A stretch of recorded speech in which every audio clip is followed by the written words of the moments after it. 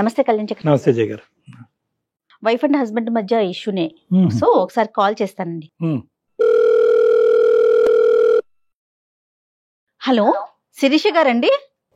అవునండి, ఎవరు? నేను జయాని, అందమైన జీవితం ప్రోగ్రామ్ నుంచి కాల్ చేస్తున్నాను. మేడం, నమస్కారం మేడం. నమస్తే శిరీష. నమస్తే అండి. మేడం. నాతో పాటు మరి డాక్టర్ కళ్యాణ్ చక్రవర్తి గారు కూడా ఉన్నారు. ఒకసారి మాట్లాడతారా? మాట్లాడతాను మేడం. రైట్. శిరీష నమస్తే అమ్మా. సార్ నమస్కారం సార్. ఎంత వయసు అమ్మా మీది? సార్ నాది వచ్చేసి 27 సార్. Okay okay. మ్యారేజ్ ఎంతకాలం అయిందమ్మా?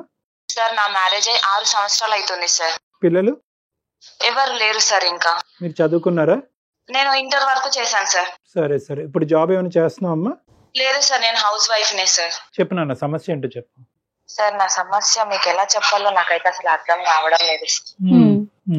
అసలు నా ప్రాబ్లం ఏంటంటే మా ఆయన ఒకే ఇంట్లో ఉన్నా మాట్లాడాడు. ఏమంటారు, ఒకే ఇంట్లో ఉన్నా నన్ను అసలు పట్టించుకోడు.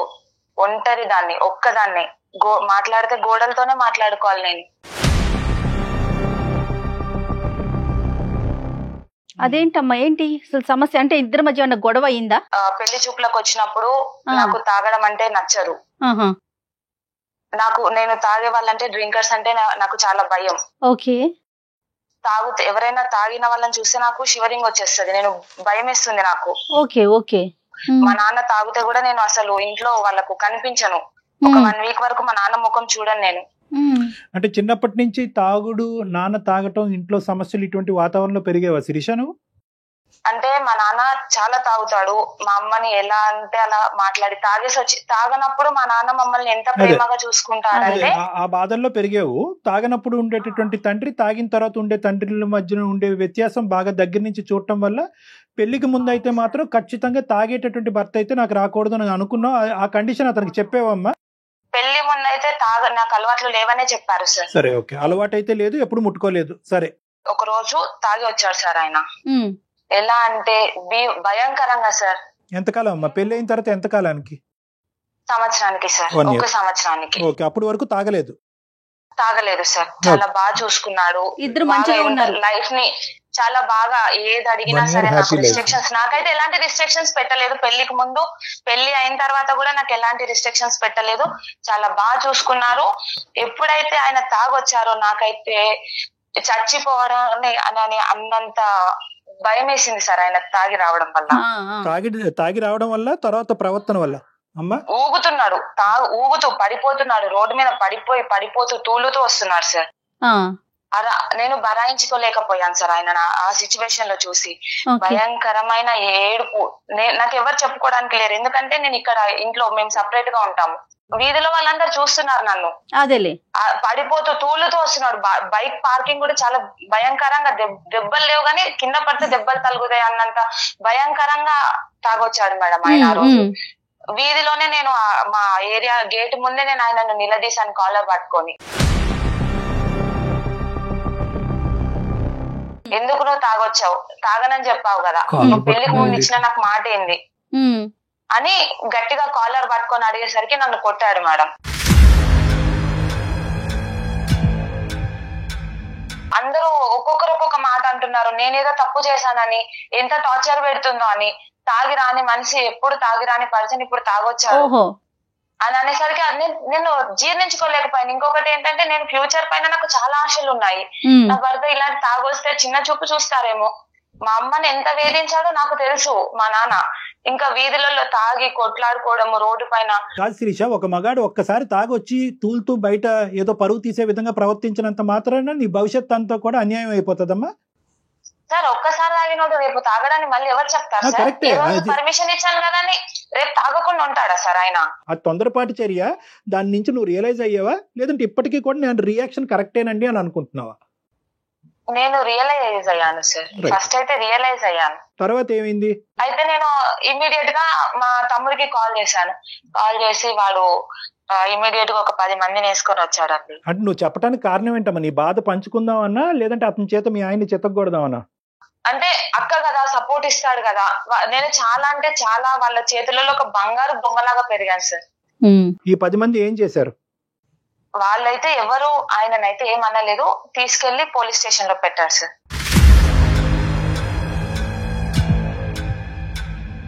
పోలీస్ స్టేషన్ పిఎస్ కి తీసుకెళ్లిపోయారు. ఇలా కొడుతున్నాడు, గృహహింస చట్టం అవసరం కింద లేదు. అక్కడ పెట్టేశారు. నేను మా హస్బెండ్ ని విచిత్రంగా ఉందా? అంటే తప్పు చేస్తున్నాను అని చెప్పేసి నాలో నేను అనుకుంటున్నాను, అసలు నేను కలల కన్నా ఫ్యూచర్ ఏంటి, నేను ఇక్కడ పోలీస్ స్టేషన్ లో నిలబడడం ఏంటి. అయితే అప్పుడు మా తమ్ముడు నన్ను చాలా బెదిరించాడు అనమాట.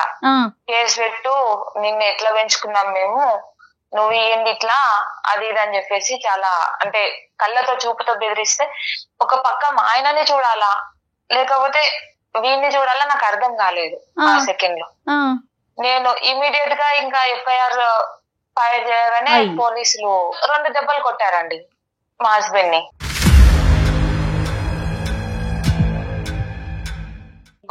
ఇంకా అప్పుడు ఆయన చూసిన చూపు నేను అసలు ఇప్పటికీ నేను మర్చిపోలేను. ఆయన అదే లాస్ట్ చూపు ఆయన నన్ను చూడడం, ఆ కళ్ళతో చూడడం, పోలీస్ స్టేషన్ లో నన్ను అలా చూడడము, మళ్ళీ ఈ సెకండ్ వరకు కూడా ఆయన నన్ను తలెత్తి చూడలేదు. అదే లాస్ట్.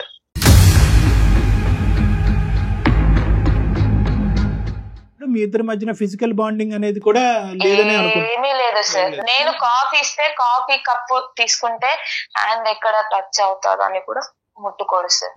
ఫుడ్ వడ్డించుకుంటాడు, నీ చేత ఫుడ్ వడ్డిస్తాడు, అది కూడా బయటనా?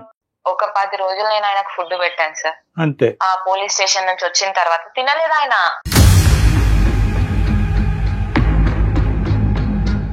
ఇప్పుడు మీ ఇంటికి అమ్మా నాన్నలు మీ తరపున కానీ ఆయన తరపున కానీ వచ్చిపోవటాలు ఏం లేవమ్మా, రాకపోకలు లేవా? వాళ్ళ ఇంట్లో వాళ్ళు వస్తారు. మా అమ్మ వాళ్ళైతే ఎప్పుడైనా ఒకసారి వచ్చి ఇట్లా వెళ్ళి అట్లా వెళ్ళిపోతారు. కాకపోతే వాళ్ళు ఉన్నప్పుడు కూడా లేట్ నైట్స్ రావడమే, నాతో వచ్చి ఏం మాట్లాడాడు, ఆఫీస్ వర్క్ అని చెప్పేసి నేను కవర్ చేసేస్తాను. ఆయన ఇన్ని సంవత్సరాల ప్రయాణంలో ఎప్పుడు కూడా మీ పేరెంట్స్ ఏంటమ్మా అల్లుడు గారు అంత ముభావంగా ఉంటారు, నీతో ఎలా ఉంటున్నారు, మాతో అలా ఎందుకున్నారు, పెళ్ళైనటువంటి 1 సంవత్సరం బానే ఉండేవారు కదా, ఇప్పుడు ఎందుకు అలా ఉన్నారనే బేసిక్ క్వశ్చన్ రాలేదమ్మా మీ పేరెంట్స్ దగ్గర నుంచి? మా వాళ్ళు అడిగారు సార్, మా వాళ్ళు అడిగారు, మా అత్తగారు కూడా కాల్ చేసి అడిగారు. వాడు మాతో బానే మాట్లాడుతున్నాడు, నీతో ఎలా ఉన్నారు. మామూలుగా మా అత్తగారు పిల్లల గురించి అడిగారు. ఆ అత్తయ్య హాస్పిటల్ కి వెళ్తున్నాము, చూపించుకుంటున్నాము అని ఆ మాట చెప్పాను. కానీ ఇంత పెద్ద ఎందుకంటే ఆ రోజు నేను చేసింది తప్పే కదా సార్. సో ఈ బేసికలీ ఈ మొత్తం అంశం నీకు, నీ బ్రదర్ కి, మీ ఆయనకి, ఆ వీధిలో ఉండేటటువంటి మిగతా వాళ్ళకి తప్ప ఇంకెవరికి తెలియదు సార్. నువ్వేంటమ్మా ప్రతిరోజు ఎందుకంటే అతను చాలా సందర్భాల్లో అడుగుంటావు, ఏమయ్యా ఇలా ఉన్నావు అంటే కనుక అతని దగ్గర నుంచి వచ్చిన సమాధానం ఏంటి? ఏదైనా సమాధానం వస్తుందా? Mobile silence.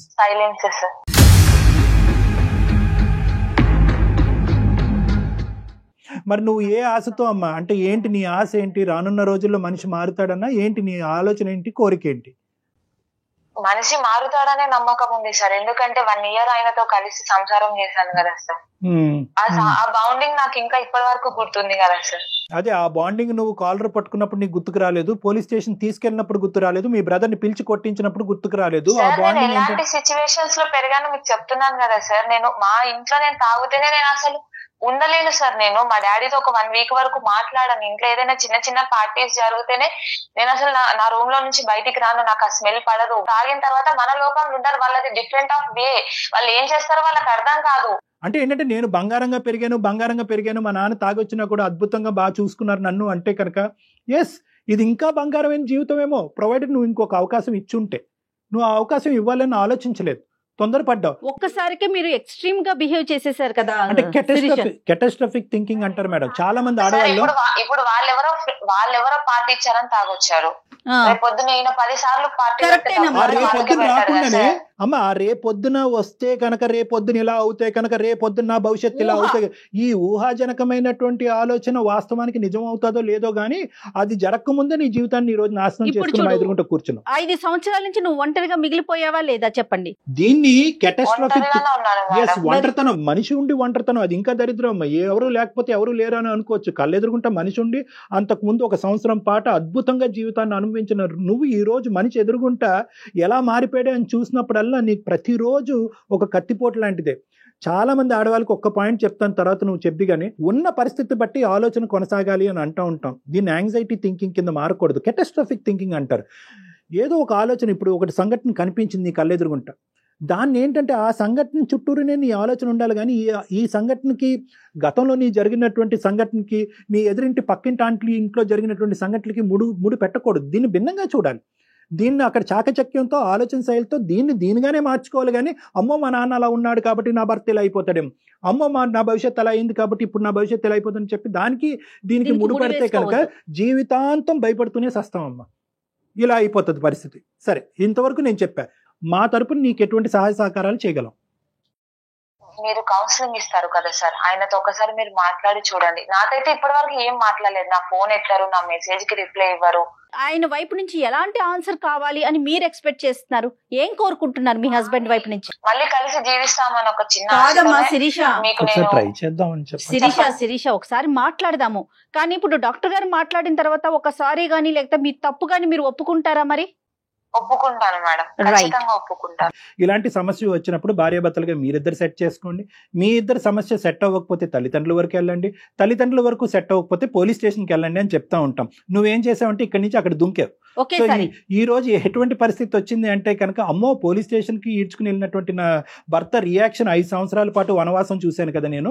అలాంటిది ఇప్పుడు మళ్ళీ తల్లిదండ్రులు తీసుకెళ్తే కనుక ఇంకెలా ఉంటుంది అనే పరిస్థితి. బేసిక్ అంటే ఏదున్నా కూడా చిన్న ముళ్ళు గుచ్చుకున్న అమ్మ నాకు ముళ్ళు గుచ్చుకుందని చెప్పేటటువంటి అవకాశం కూడా ఈరోజు నీకు లేకుండా పోయింది. దానివల్లే ఈరోజు మా సహాయ సహకారాలు తీసుకోవడానికి ట్రై చేస్తున్నాం.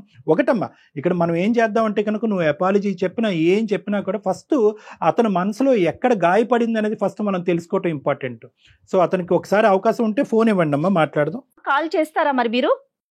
మేడం నేను కాల్ చేస్తే లిఫ్ట్ చేయడు మేడం. నేను నెంబర్ చెప్తాను మేడం. రైట్, ఒకసారి నేను కాన్ఫరెన్స్ లో పంపించండి, నేను కాన్ఫరెన్స్ లో తీసుకుంటా.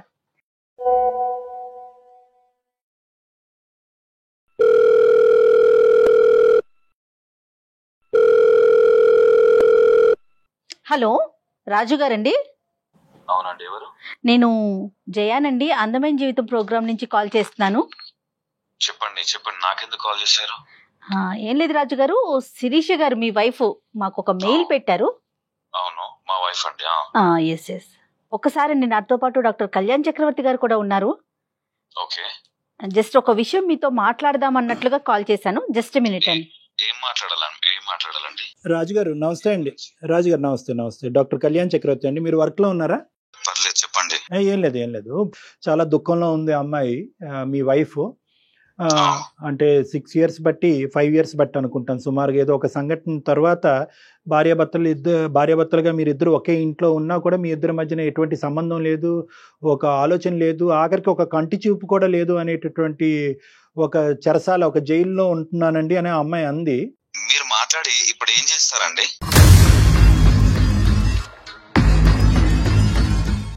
నేనేం చేస్తానని అనట్లేదు రాజుగారు. నేను ఏమంటున్నానంటే 5 సంవత్సరాలు బట్టి కనుచూపు కూడా మాట పక్కన పెట్టండి, కనుచూపు కూడా లేనటువంటి భర్త, నేను దగ్గరికి వస్తేనే చేదరించుకునే భర్త, నా చేతి వంట గాని నా కాఫీ మంచినీళ్ళు కూడా తాగినటువంటి భర్త ఏ కారణం చేత అందు గురించే మీకు చేశాను రాజుగారు. సరే, నేను తాగాను అని చెప్పింది, మీరు మీకు చెప్పిందో లేదో నాకు తెలియదు. తాగాను, కొట్టాను. సమాజంలో ఇక్కడ తాగట్లేదా? భర్తలు భార్యలను కొట్టట్లేదా సార్? చెప్పండి. లేదు, అలా కాదు. ఆ అమ్మాయి హైపర్ గా రియాక్ట్ అయింది, అది నేను కాదనట్లేదు. మీరు ఎందుకు ఆ రోజు సంవత్సరం వరకు బాగున్న రోజు మీరు ఎందుకు ప్రామిస్ బ్రేక్ చేశారు? లేదంటే ఇలా ఫ్రెండ్స్ తోనే ఎక్కడో ఒక పార్టీ ఉంది, ఒక్కసారికి తాగుతాను అనేటటువంటి ఆలోచన ఆ అమ్మాయికి ముందే చెప్పారా? ఆ అమ్మాయి కంగుతుంది, హైపర్ గా రియాక్ట్ అయింది. చుట్టుపక్కల వాళ్ళందరూ కూడా అది ఇది అని చెప్పి నూరు పోసారు ఆ అమ్మాయి మైండ్ లో. ఆ అమ్మాయి కాలర్ పట్టుకుంది, మీరు చేయి పెట్టి కొట్టారు, వాళ్ళ తమ్ముడు వచ్చారు, పోలీస్ స్టేషన్కి వెళ్ళారు. మీరు ముందుగానే ఎందుకు ఆ అమ్మాయికి చెప్పలేదు? సార్, పెళ్ళైనా ఒక 6 నెలలు నేను అప్పటివరకు నేను ఎంత బాగా చూసుకున్నాను ఏంటనేది ఒక చిన్న ఒకేషన్ వచ్చి చిన్న పార్టీ ఉండి నేను తాగడం అక్కడ జరిగింది.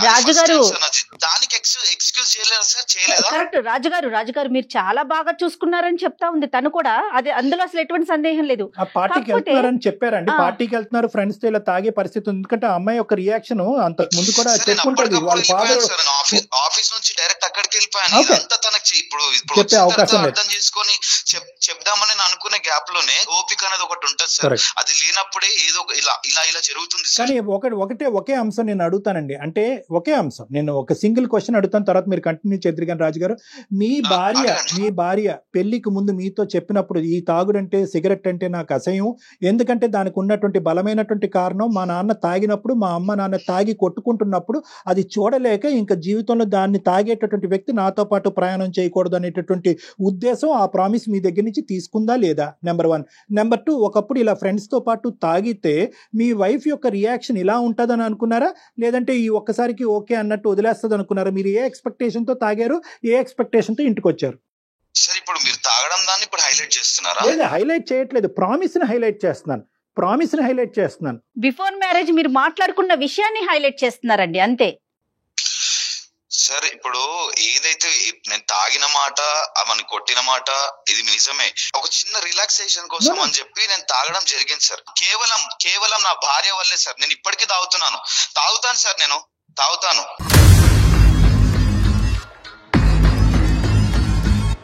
ఎందుకంటే నా మనసు సార్ ఎంత కృంగిపోయిన ఆ సిచ్యువేషన్ లా అసలు నాకు తెలుసు సార్. అది సాటి మొగాడిగా నేను మీకు చెప్పాల్సిన అవసరం లేదు సార్. అసలు ఆ పరిస్థితుల్లో ఏం జరిగింది సార్? ఆ స్టేషన్ లో కంప్లైంట్ ఇస్తే పోలీస్ వాళ్ళు కాపురం చేస్తారు సార్ వచ్చి.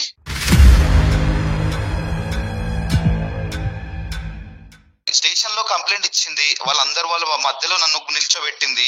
అతను నా మీద నా కాలర్ పట్టుకున్నాడు, నన్ను గెంటేశాడు. అంతమంది ముంగడ నా పరువు పోయింది, నా ఇజ్జత్ పోయింది. ఇప్పుడు సార్ ఒక్కటి సార్, పరువు అన్నా ప్రాణం అన్నా రెండు ఒకటే సార్ నా దృష్టిలో.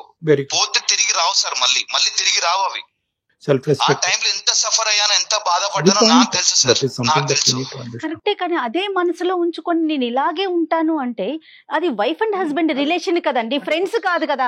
For example first of all ఏంటంటే అతను ఎందుకు ఇలా చేశాడు, ఎందుకు ఇలా ప్రవర్తించాడు అనేది, ఆ అమ్మాయి ఎలాగైతే కనుక ఎందుకు నా భర్త ఇలా ప్రవర్తిస్తున్నాడు అనే సమాధానం గురించి వెయిట్ చేస్తుందో, ఇతను కూడా ఏంటంటే ఇతని ప్రవర్తనకి ఒక సమాధానం చెప్పాలి అనే విధంగా ఇంతకాలం వెయిట్ చేస్తున్నాడు. సో ఏంటంటే ఫస్ట్ సెక్షన్ ఏంటంటే కనుక, ఎందుకు ఇతను రాక్షసుడా, ఇతను ఏమైనా శాడిస్టా, అందరినీ ఇలా ఆడుకు చంపే దొబ్బే వ్యక్తి అయితే కాదు కదా. సో ఫస్ట్ ఆఫ్ ఆల్ ఏంటంటే ఎందుకు నేను నా మనసు, అతను ఒక చాలా మంచి మాట అన్నాడు, నా యొక్క సెల్ఫ్ రెస్పెక్ట్ అయినా నా ప్రాణం అయినా ఒకటే, సెల్ఫ్ రెస్పెక్ట్ పోయిన రోజు నా ప్రాణం కూడా పోయినట్టే అని చెప్పి. ఫస్ట్ ఆఫ్ ఆల్ ఏంటంటే అతను ఎంత గాయపడ్డాడు అనేది మనం విన్న తర్వాత ఆ గాయానికి మందు ఏంటి అనేటటువంటిది నెక్స్ట్ ఫేజ్ లో వస్తుంది. అతను ఎందుకు ఆ గాయానికి మందు అడుగులు. రైట్, మరి ఒకసారి శిరీషని కూడా లైన్ లోకి తీసుకుందామా రాజు గారు? దేనికండి అవసరం లేదు, నేను మాట్లాడనండి. మాట్లాడేవాడిని అయితే అప్పుడే మాట్లాడేవాడిని, నేను మాట్లాడను. ఒకసారి మాట్లాడితే కదా సమస్యకి పరిష్కారం. మీరు పరిష్కారం వైపు ఆలోచించట్లేదు అసలు. రాజుగారు ఏం ఆలోచించాలండి? 6 సంవత్సరాల నుంచి నేను ఒంటరిగా. రాజుగారు ఒక్క నిమిషం రాజుగారు. ఈ రోజు ఒక్కొక్క మెట్టు నా చేయి పట్టుకుని నిదానంగా ఎక్కించేస్తున్నారు డాక్టర్ గారు అని మీరు అనుకోవద్దు. నేను అనేది ఏంటంటే, ఈ రోజు మీరు ఎంత క్షోభను అనిపిస్తున్నారు, ఆ అమ్మాయి ఒక్కతే అనుకుంటుంది నేనే నరకం అని. మీరు ఎంత క్షోభను అనిపిస్తున్నారు, ఒకే ఇంట్లో ఉంటూ పక్కన ఆడదాన్ని పెట్టుకుంటూ ఆ అమ్మాయి కళ్ళ వైపు చూడకుండా, ఆ అమ్మాయిని తాకకుండా, ఇది కూడా నరకమేనండి. అందుగురించి ఇందాక జయ గారికి చెప్పాను, ఇది 2 రెట్లు నరకం. అది ఒక నరకం అయితే ఇది 2 రెట్లు నరకం. డాక్టర్ గారు ఎవరికి వాళ్ళు అనుభవిస్తున్నారండి, ఆ అమ్మాయికి ఆ అమ్మాయి, ఈ అబ్బాయికి ఈ అబ్బాయి. అందుగురించి ఈ మౌన పోరాటం ఇక్కడతో ఆగాలి. ఏ కారణం చేత ఇరువురు బాధపడుతున్నారన్నది చూడాలి. సమస్యకు పరిష్కారం సంగతి తర్వాత చూద్దాం. అసలు మీరు ఏ కారణం వల్ల మీరు ఎలా ప్రవర్తిస్తున్నారు, ఆ అమ్మాయి ఈ సమస్యకి పరిష్కారం ఏమైనా వెతికి పట్టుకోగలదా? కారణం ఏందో మీరు అడిగారు, నేను మీకు చెప్పాను. మళ్ళీ ఆమెతో మాట్లాడమంటే ఈ పెళ్లికి ఒక మీనింగ్ ఉంది. ఈ పెళ్లికి ఒక సమస్యకి పరిష్కారం కావాలంటే ఒక సమాధానం కావాలి. ఆ సమాధానం అనేది ఇరువురు పంచుకోవటం అనేటటువంటిది ఆ పెళ్లికి గౌరవం. ఇది ఒక పవిత్రమైనటువంటి బంధం. దీంట్లో ఏంటంటే మీ సమాధానం, ఎందుకంటే ఈ ఒక్క ఆస్పెక్ట్ తప్ప మీ ఇద్దరి మధ్యన ఏమీ లేదు నాన్న.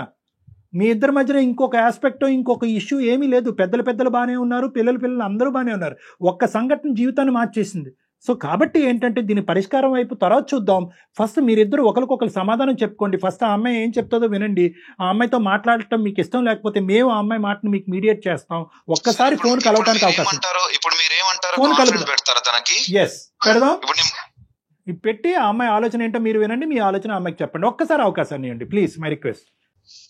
సరే పెట్టండి. థ్యాంక్ యూ నాన్న, thank you for allowing that.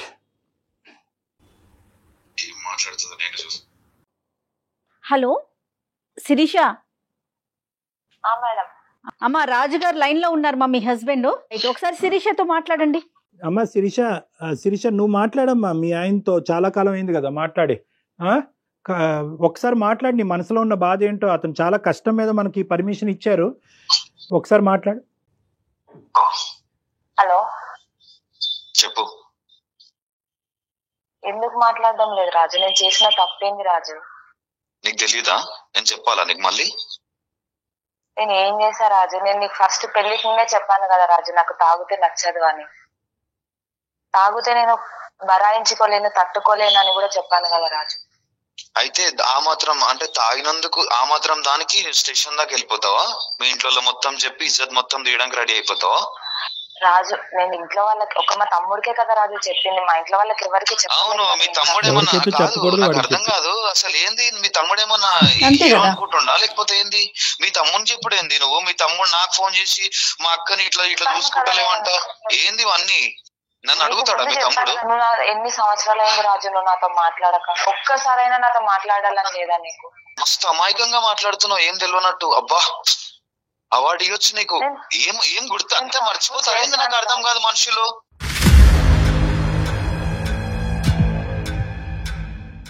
ఏం చేసినా గుర్తులేదా? ఏం చేసినా అని అడుగుతున్నావు మళ్ళీ. నేను తప్పని ఒప్పుకుంటున్నా కదా రాజు, ఎస్ నాతో మాట్లాడచ్చు కదా. ఇగో చూడు శిక్ష, నేను మాట్లాడేవాడిని అయితే నేను ఇంట్లోనే నీతో ఆ రోజే అప్పటికప్పుడు సాల్వ్ అయిన రోజే నెక్స్ట్ రోజే నేను మాట్లాడేవాడిని. అది నాకు ఎంత గట్టిగా గుచ్చుకుందో నా గుండెకి నాకు తెలుసు, అర్థమవుతుందా?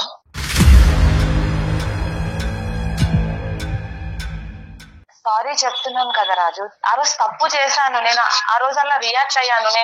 నేను చెప్పకుండా చేస్తే తప్పు కదా రాజు. ఏంటి నేను తప్పు? చెప్పాను కదా తప్పు నీకు. ప్రతి ఒక్కరు చేస్తారు. నేను చేసినప్పుడు నువ్వు క్షమించావా? నువ్వు క్షమించావా? దాచి నేను ఏదో నేను చిన్న అలా లైట్ గా నేను ఆ రోజు లేట్ వచ్చినందుకు నువ్వు ఎందుకు లేట్ వచ్చావా అని చెప్పి నా కాలర్ పట్టుకుంటావు నువ్వు.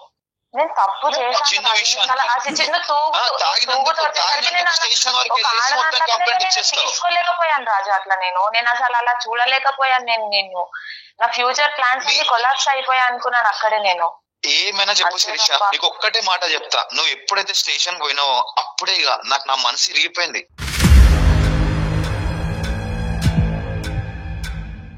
నీ అసలు ఎటువంటి ప్రేమ గాని చూపిద్దామన్నా రావట్లేదు. అసలు ఏం చేయాలో అర్థమైతలేదు. నువ్వు ఏమైనా తప్పు నాదే రాజు, సారీ. నేను సారీ. నువ్వు ఏమైనా చెప్పు. ఏం సారీ? సూదితో గుచ్చి అయ్యో తగిలిందా సారీ అంటే ఇన్ని రోజులు బట్టి నీకు రానటువంటి ఒక అవకాశం వచ్చింది. నీ భర్త నీతో మాట్లాడుతున్నాడు, ఇది ఒక బంగారం అవకాశం, దీన్ని సద్వినియోగం చేసుకోవాలి. కాబట్టి మేము అనుకున్నట్టే నువ్వు ఒక అడుగు ముందుకేసి అపాలజీ చెప్తున్నావు, సంతోషం. దీన్ని అన్కండిషనల్ అపాలజీ అంటారు. ఓకే, అన్ని విధాలుగా నా తప్పు అయ్యింది కాబట్టి నా తప్పు నేను తెలుసుకున్నాను, నేను హైపర్గా రియాక్ట్ అయ్యాను, అలా రియాక్ట్ అవ్వకుండా ఉండవలసింది, మా బ్రదర్ని ఇన్వాల్వ్ చేయకుండా ఉండవలసింది, పోలీస్ స్టేషన్కి వెళ్లకుండా ఉండవలసింది అనే విధంగా నువ్వు ఫస్ట్ అది ఒప్పుకోవాలి. అది మనస్ఫూర్తిగా, మా గురించి కూడా కాదు, సుమన్ టీవీ గురించి, అందమైన జీవితం గురించి కాదు, అది మనస్ఫూర్తిగా నువ్వు అది చెప్పాలనుకుంటే ఫస్ట్ ఆ ఆస్పెక్ట్ చెప్పు. తర్వాత నువ్వు ఏం చేస్తే కనుక రాజు మళ్ళీ ముందుకు వచ్చి నీతో పాటు ప్రయాణం కొనసాగిస్తాడన్నది నెక్స్ట్ అడుగుదాం. నీ కోసం, నీ కుటుంబం, నీ సంసారం కోసం అమ్మా, అది దృష్టిలో పెట్టుకొని మాట్లాడు. రాజు చెప్పు. రాజు సారీ రాజు. దేని ఏం సారీ? వాడు నిజంగా పోలీస్ స్టేషన్ వరకు పోతాడని నేను అనుకోలేదు రాజు. నువ్వు లేవా స్టేషన్ లో? నువ్వు లేవా? నువ్వే కదా వచ్చి ఇచ్చింది కంప్లైంట్.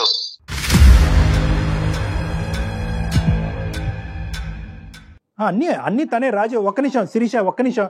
ఆ అమ్మాయి కావాలని చేసిందా, తెలివి తక్కువతనంతో ఇమ్మెచ్యూరిటీగా చేసిందా అనేది ఒక్కసారి ఆలోచించుకో.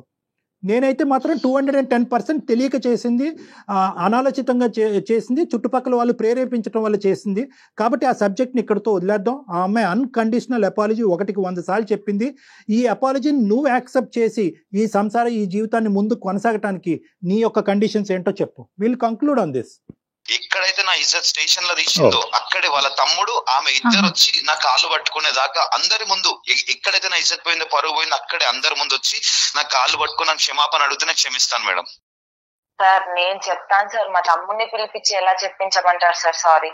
ఇప్పుడు నువ్వు కాలు పట్టుకుంటావు సరే, మీ తమ్ముడు కూడా ఉన్నాడు కదా దీనికి. మీ తమ్ముడు స్టేషన్ దాకా తీసుకెళ్లి అందరు ముంగడు చేస్తే మీ తమ్ముడు కూడా ఉన్నాడు కదా. ఒకటి తమ్ముడు క్షమాపణ చెప్పాలి అనేది ఒకటి, రెండోది ఏంటంటే తమ్ముడు ఏంటి అది పోలీస్ స్టేషన్ లో చెప్పాలా? అవును సార్, పోలీస్ స్టేషన్ లో చెప్పాలి. ఇది కరెక్ట్ కాదు కదా కరెక్ట్ కాదేమో రాజు. ఎక్కడి న్యాయం డాక్టర్ గారు? అంటే నీకు ఎట్లా కంఫర్టబుల్ గా ఉంటే అదేది కరెక్ట్ ఏదో రాంగ్ ఏదో నువ్వు చూసుకుంటావు. అలా కాదు నీ చేతిలో తన జుట్టు పెట్టిందని చెప్పి నువ్వు ఇష్టానుసారం మాట్లాడటం కాదు రాజు. చెల్లెల జీవితం ఇలా అవ్వాలని కోరుకుంటూ ఎవడు చేయడు. ఇంటికాడ చెప్తే సారీ రాజు మీరు కొంచెం ఒక్క మెట్టు తగ్గాలి రాజు ప్లీజ్. ఎందుకంటే నాకు ఒక్క అంశం చాలా బాగా అర్థమైంది. 5 సంవత్సరాల పాటు ఇంత వాడి వేడితో మీరు ఇద్దరు కలిసి ఉన్నారంటే మీ ఇద్దరి మధ్యన ప్రేమ అనేటటువంటి సబ్జెక్ట్ అయితే ఉంది కాబట్టి రాజు ప్లీజ్ రాజు మీరు ఒక్కసారి ఆలోచించండి. ఇప్పటికైనా కూడా ఆ అమ్మాయి అపాలజీ చెప్పింది, తమ్ముడి చేత అపాలజీ చెప్పిస్తానంది, కథ సుఖాంతం అని నాకు అనిపిస్తుంది. ఎవరికి వాళ్ళు ఒక మెట్టు తగ్గితే సంసారం అనేది ముందుకెళ్తదండి. ఇంకెవరు పెద్దవాళ్ళు ఎవరి ఇన్వాల్వ్మెంట్ ఉండదు ఇందులో. ఇంకెవరు అక్కర్లేదు, ఇంకెవరు పెద్దవాళ్ళు అక్కర్లేదు. మీ ముగ్గురు కూర్చోండి. మీరు చెప్పిన దానికి ఓకే మేడం, నేను కాదనట్లేదు. బట్ ఇది మళ్ళీ రిపీట్ అయితే మాత్రం చాలా కష్టం మేడం. బాబు రిపీట్ అవ్వకూడదు, మేము తేల్చిన రిపీట్ అవుతాయి. 5 సంవత్సరాలకే ఇంత టైం పట్టింది. ఓకేనమ్మా, all the best Shirisha. Thank you sir, thank you so much sir. Okay అమ్మా, నమస్తే. జాగ్రత్త, మెచ్యూర్ గా ఆలోచించు. బాయ్ అమ్మా.